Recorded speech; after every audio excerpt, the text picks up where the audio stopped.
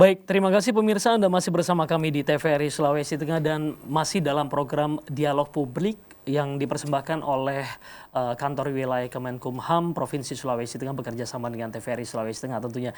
Dan dua orang narasumber kami yang telah hadir di Studio 1 saat ini sekali lagi adalah Kepala Kantor Wilayah Kemenkumham Provinsi Sulawesi Tengah Bapak Lili Sujandi, BCI PSI PMSI, dan juga tentunya PLT Kadis Kesehatan Provinsi Sulawesi Tengah Dr. Jumriani Yunus yang masih bersama kami di sini. Dan kami juga membuka line telepon buat Anda pemirsa yang ingin bergabung bersama kami buka dan ada di layar TV Anda saat ini, akan tertera di layar TV Anda 0451452414. Anda ingin melakukan interaksi ataupun juga bertanya langsung dengan Kepala Kantor Wilayah Kemenkumham Provinsi Sulawesi Tengah Bapak Lili dan juga PLT Kadis Kesehatan Provinsi Sulawesi Tengah Dr. Jumriani Yunus. Baik, kita lanjutkan lagi.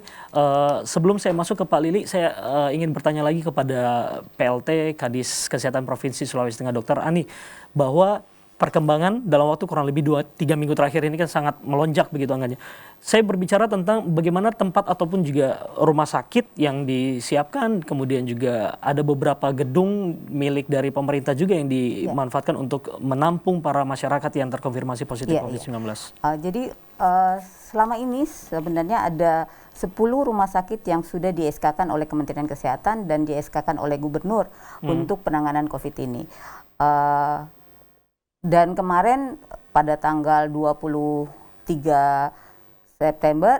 September itu Bapak Gubernur mengundang semua rumah sakit swasta untuk juga apalagi turut berpartisipasi untuk penanganan COVID ini. Jadi setiap rumah sakit swasta diminta untuk menyiapkan tempat tidur untuk penanganan COVID. Karena kemarin pada saat terjadinya pelonjakan yang luar biasa kemarin, semua rumah sakit yang menangani COVID itu full.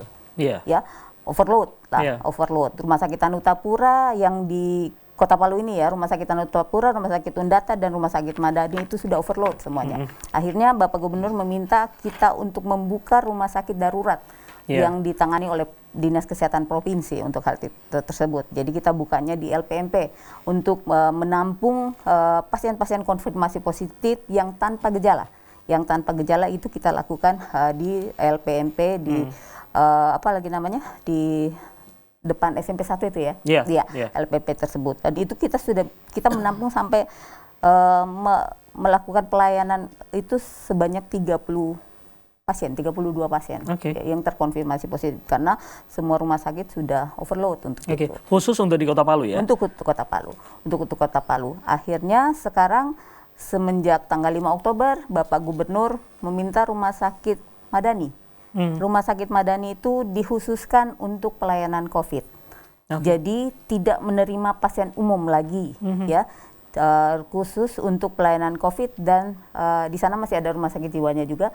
Jadi hanya rumah sakit jiwa dan khusus untuk pelayanan COVID. Per kapan Rumah Sakit Madani menjadi? 5 Oktober. 5 Oktober ini. Ya, jadi, artinya sudah tidak menerima lagi pasien lain selain COVID-19, tapi kalau ada pasien lain yang umum yang masih dirawat di sana, kita evakuasi ke rumah sakit lain. Iya. Jadi kemarin pada saat mau sudah dibuka pelayanan khusus untuk COVID, pasien yang ada di Rumah Sakit Madani itu dievakuasi ke Rumah Sakit Undata, pasien umum yang bukan COVID.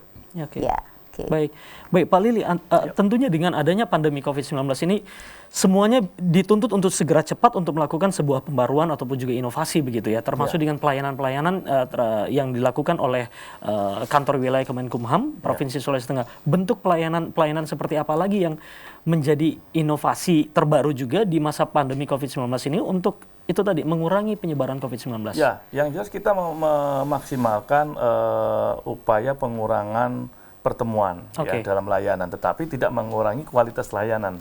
Output atau outcome-nya dari layanan itu tidak boleh berkurang. Hanya metode penyampaian, metode pertemuan, komunikasi, advokasinya itulah yang kita rancang dengan pembaruan, pemanfaatan teknologi, kemudian aplikasi kita termasuk sudah hampir ada sekitar 6 aplikasi yang kita siapkan sehingga masyarakat dapat mengakses langsung konsultasi dan juga pendaftaran. Ini tentu menguntungkan karena mengurangi pertemuan.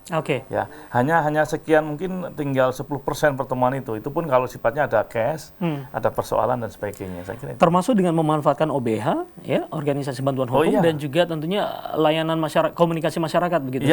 Iya, itu semuanya lebih berbasis kepada keselamatan. sehingga pertemuan mereka juga harus ikuti protokol, termasuk dalam advokasi hukum dan sebagainya. Baik, yang menurut catatan saya dan juga apa yang sudah saya cari tahu juga tentang peraturan Menteri Hukum dan HAM Republik Indonesia nomor 35 tahun 2018.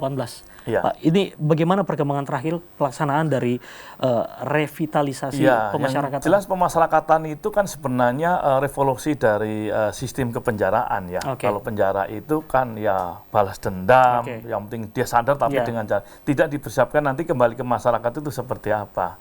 Pemasyarakatan sejak tahun 64 itu sebenarnya konsepnya sudah bagus karena mempersiapkan reintegrasinya pada masyarakat. Tapi dalam praktek kan tentunya ada ketidakberdayaan dalam sistem kan itu. Sehingga muncullah banyak kasus misalnya pelarian, penggunaan narkoba dan sebagainya. Nah, tentu pemasyarakatan juga tidak hampa dari perkembangan masyarakat, termasuk misalnya sekarang ini kejadian COVID-19 dan sebagainya. Nah, keberdayaan pemasyarakatan itu kan dituntut terus-menerus melalui revitalisasi ini. Ayo kita selalu siaga dengan hal-hal yang akan menjadi kebahayaan untuk pemasyarakatan. Saat misalnya kita sedang eskalasi peredaran narkoba tinggi, ya kita mencoba misalnya melakukan pengamatan terhadap para bandar. Bandar kita siapkan di tempat tersendiri ya, sehingga persebaran untuk jaringan bisa kita putus kan gitu. Nah sekarang ini dengan adanya di lingkungan kita dalam penanganan COVID-19, tentunya melalui revitalisasi pemasyarakatan harus menyiapkan langkah-langkah nih, yang tujuannya adalah keselamatan warga binaan dan juga petugas kan gitu. Saya kira revitalisasi bergerak kepada keberdayaan pemasyarakatan untuk selalu mengupdate terkait dengan kebahayaan. Pemberdayaan pemasyarakatan begitu ya. Baik, Pak Lili dan juga Dr. Ani, kita lihat dalam waktu kurang lebih 1 minggu ini ada pergerakan mahasiswa dan juga ada pergerakan dari saudara-saudara kita yang mewakili buruh yang tentunya terjadi kerumunan begitu ya, ada aksi yang dilakukan di dalamnya dan tidak menutup kemungkinan dalam waktu kurang lebih 1 minggu atau beberapa hari ke depan jika beberapa hari ke depan terjadi lagi mungkin aksi besar dan mungkin saja terjadi sebuah anarkis di dalamnya dan juga mungkin bisa dilihat ada pelanggaran HAM di dalamnya. Saya menuju ke Pak Lili dulu sebelum kita melihat bagaimana kemungkinan ada penyebaran COVID di masa itu begitu. Pak Lili, bagaimana prosedur mengadukan dan juga menyampaikan keluhan terkait dengan pelanggaran HAM?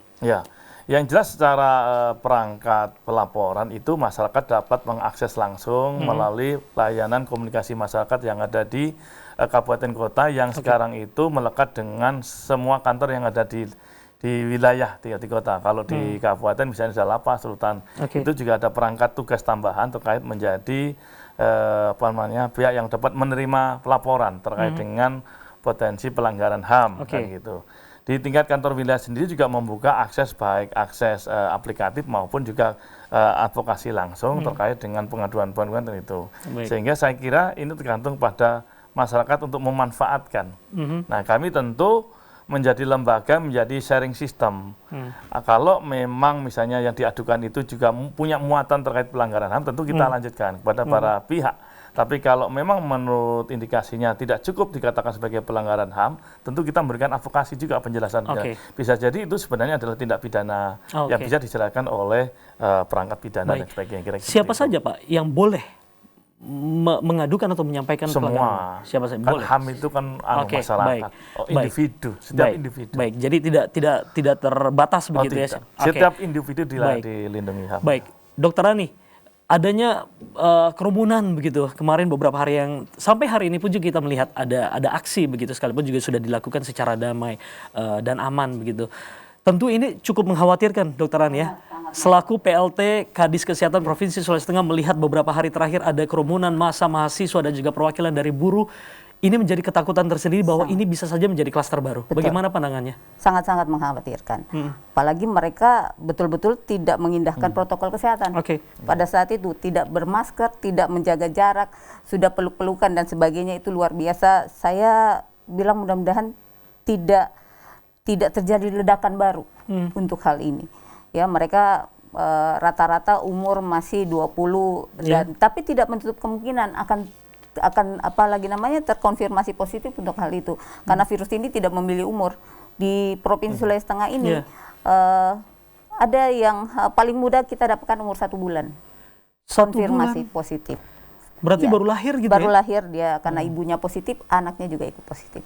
Jadi ini tidak menutup kemungkinan akan terjadi klaster ledakan baru, ini yang kita khawatirkan untuk ini. Karena betul-betul tidak ada, saya takutnya mereka tidak percaya akan adanya COVID ini. Karena dari hasil penelitian ada 17% dari, secara nasional ada 17% masyarakat yang memang tidak percaya akan COVID ini. Saya mudah-mudahan mereka tidak termasuk dalam 17% tersebut. Karena memang betul-betul tidak mengindahkan. Sangat-sangat tidak pakai protokol kesehatan. Apakah dari Dinas Kesehatan Provinsi sendiri juga sudah ancang-ancang apakah ingin melakukan sebuah tes secara acak begitu kepada mereka-mereka yang melakukan aksi kemarin? Iya, sebenarnya tapi kalau kita jadi kita mau menghubungi fakultas masing-masing untuk hal tersebut. Cuma kan mereka juga tidak punya data siapa saja yang turun pada saat itu. Itu yang menjadi kendala di situ. Kalau mereka punya data, kita bisa melakukan pemeriksaan rapid massal untuk ini. Saya akan bantu dari Dinas Kesehatan untuk hal tersebut. Cuma kita tidak punya data siapa saja yang turun pada saat melakukan demo tersebut. Baik, melalui dialog ini Pak Lili kita coba memberikan edukasi juga buat pemirsa.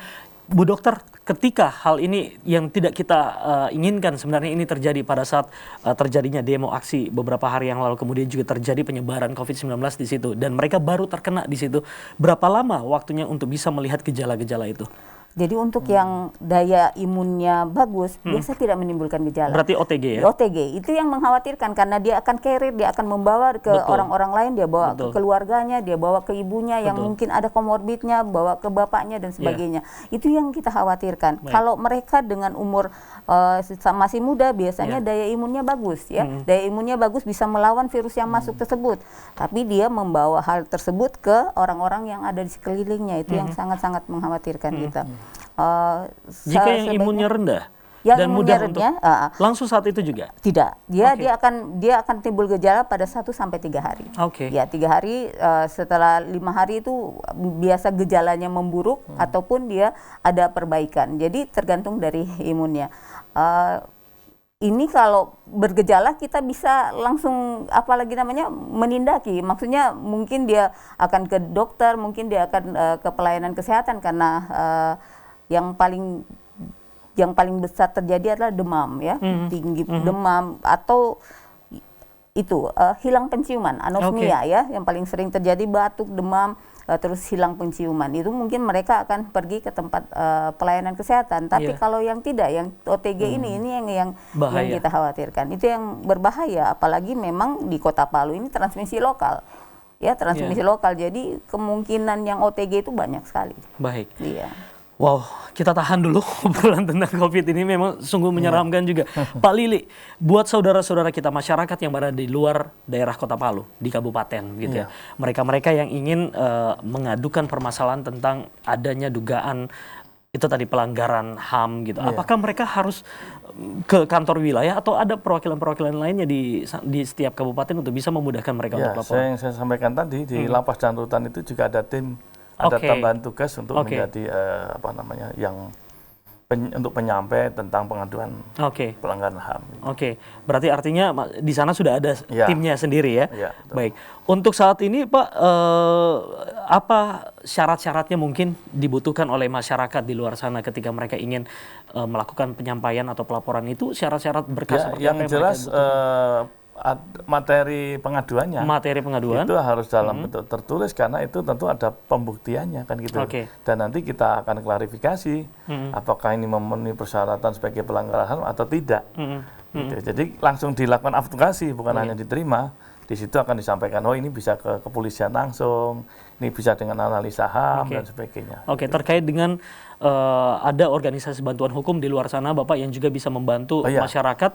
Bisa. Tentunya OBH ini pun juga tidak selalu ada beberapa di antara, saya tidak mengatakan semuanya, tapi ada beberapa yang agak nakal, tanda kutip, yang akhirnya tidak aktif begitu dan keberadaannya akhirnya menjadi sia-sia, tidak mengakomodir masyarakat untuk membantu mereka untuk mendapatkan bantuan hukum.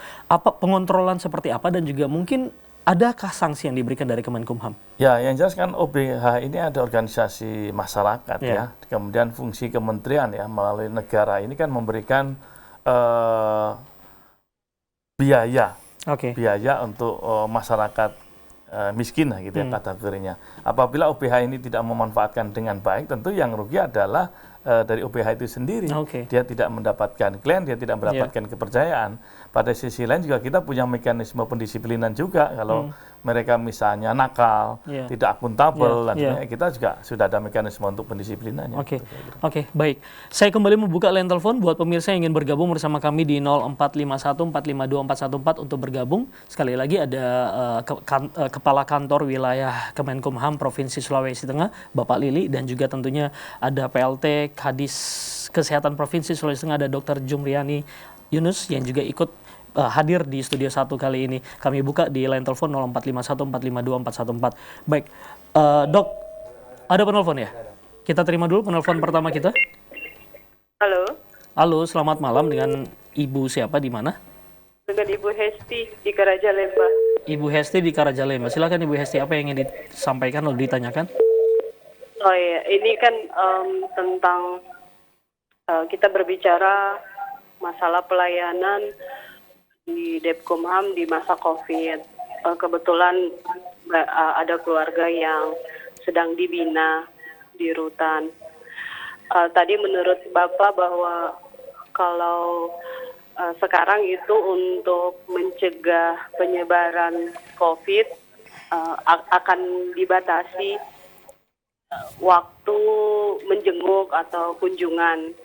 Nah, boleh diinfokan kepada kami masyarakat waktu-waktu kapan yang sudah disediakan untuk menjenguk dan berapa lama waktu yang disiapkan untuk menjenguk, dan apa-apa saja yang harus kami siapkan sebagai keluarga untuk menjenguk ke dalam ya? Iya, baik. Menjenguk ke dalam, kemudian supaya mungkin keluarga kami di dalam atau kami juga bisa aman, sama-sama aman. Ibu Hesti selama ini sudah ada sebelumnya melakukan apa, komunikasi atau bagaimana?